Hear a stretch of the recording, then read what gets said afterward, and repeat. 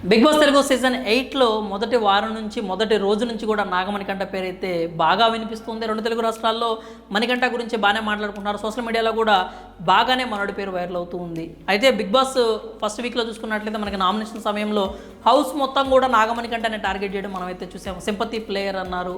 తన flash back చెప్పుకుంటూ ఆట మొత్తాన్ని పక్కన పడేసి ఫ్లాష్ బ్యాక్తోనే ముందుకెళ్ళాలి అని చెప్పి ట్రై చేస్తున్నాడు అని చెప్పి అన్నారు. మొదటి వారమే ఎలిమినేట్ అయిపోయి వెళ్ళిపోతాడని కూడా చాలామంది కామెంట్స్ చేశారు. ఇదంతా కూడా ఫస్ట్ వారం వరకే వచ్చింది. అంటే నాగమణికంఠ తన వర్షం చెప్పినప్పుడు కావచ్చు, తన కన్నీళ్ళు పెట్టుకున్నప్పుడు కావచ్చు, అది సింపతి గేమ్ అని అయితే ఎవరు అభిప్రాయపడలేదు. ప్రేక్షకులు కూడా అంటే అతను విగ్గు తీసిన విషయాన్ని కూడా ఎవరు కూడా జోక్గా అయితే తీసుకోలేదు. కొంతమంది ట్రోల్ చేయడానికి ప్రయత్నించినా కూడా అది వాళ్ళ విఘ్నతకే వదిలేస్తున్నామంటూ అతని ఫ్యాన్స్ కూడా తనకు సపోర్ట్గా నిలవడం అయితే జరిగింది.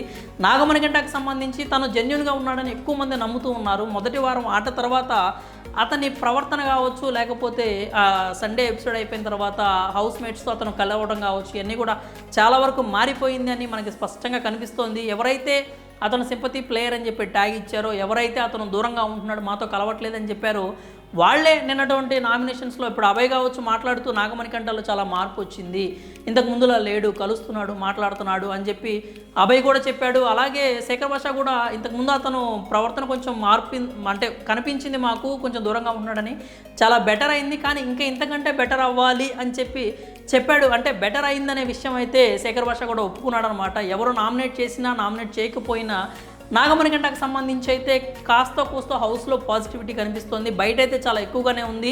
అతను ఆట మార్చుకున్నాడని, ఆటలో ఇన్వాల్వ్ అవుతున్నాడని చెప్పి, అంటే కిచెన్లోకి వచ్చాడు, వంట చేశాడు, అందరితో కూడా కలిసి మాట్లాడుతూ ఉన్నాడు. అండ్ ఇంకోటి ఏంటంటే అందరికీ నాగమణికంఠలో ఆ డిఫెండింగ్ స్కిల్స్ అయితే బాగా నచ్చుతున్నాయి.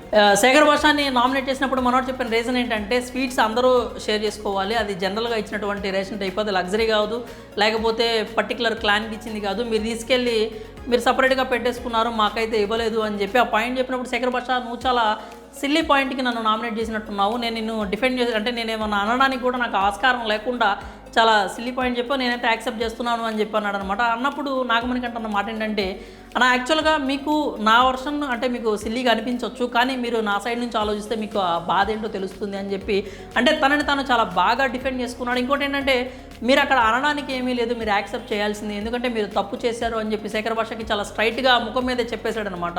అంటే అతని డిఫెండింగ్ స్కిల్స్, అతను ఏదైతే మాట్లాడుతున్నాడో లాజికల్గా అవందరికీ కూడా బాగా నచ్చుతున్నాయి. ముందు నుంచి కూడా నెగిటివ్ పాయింట్ ఏదన్నా ఉంటే అక్కడికి వెళ్ళి నాగమణికంఠ మాట్లాడతాడనే విషయం అందరికీ తెలుసు, మాట్లాడుతూనే ఉన్నాడు.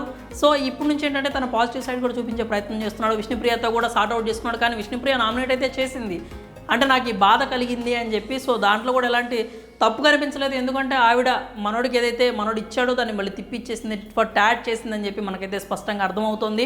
ఓవరాల్గా చూసుకున్నట్టయితే నాగమణికంఠ పేరు హౌస్లో దూసుకుపోతుంది. బయట కూడా ఎక్కువ మంది నాగమణికంఠ గురించి మాట్లాడుకుంటున్నారు. మొన్నటి వరకు సింపతి ప్లేయర్ అనే ఒక ట్యాగ్ అయితే ఉంది, కానీ ఇప్పుడు ఆ ట్యాగ్ని పక్కకు పెట్టేసి నాగమణికంఠ కూడా గ్రూప్ ప్లేయర్ లాగా అందరితో కలిసి ఆడుతున్నాడు. ముఖ్యంగా నిఖిల్తో కొంచెం క్లోజ్గా మూవ్ అవుతున్నట్టు కనిపిస్తుంది. అలాగే విష్ణుప్రియతో కూడా చాలా బాగా మాట్లాడుతున్నాడు. శేఖర్ భాషతో కూడా మంచిగా ట్రావెల్ చేస్తూనే ఇంకొకటి అతని జోక్స్కి సంబంధించి కూడా స్ట్రైట్ ఫార్వర్డ్ చెప్పేసాడు అనమాట. మీరు జోక్స్ వేయడం బాగానే ఉంది, అది ఎలా ఉండాలి అంటే ఆ సిచ్యువేషన్ని లైట్ చేసి ఎలా ఉండాలి, కానీ మీరు వేసే జోక్ ఎప్పుడన్నా ఇల్లాజికల్గా ఉన్నప్పుడు ఆ సిచ్యువేషన్ ట్రిగర్ అవుతుంది తప్పితే అది లైట్ అవ్వదు. కాబట్టి అప్పుడు ఎక్కువ రియాక్షన్స్ నెగిటివ్గా వచ్చే ప్రమాదం అయితే ఉంది.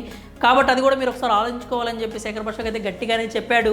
సో ఓవరాల్గా చూసుకున్నట్టయితే నాగమణికంఠ పేరు ఇప్పుడు సింపతి ప్లేయర్ కాదు, గ్రూప్ ప్లేయర్గా ఉంది, మంచిగా ఆడుతున్నాడు, మంచిగా వైరల్ అయితే అవుతుంది అతని పేరు. మరి నాగమణికంఠ ఆట మీకు ఎలా అనిపించింది? హౌస్లో ఎక్కువ వారాలు ఉండేలా కనిపిస్తున్నాడా లేదా? మీ అభిప్రాయాలు అయితే కామెంట్స్ రూపంలో తెలియజేయండి.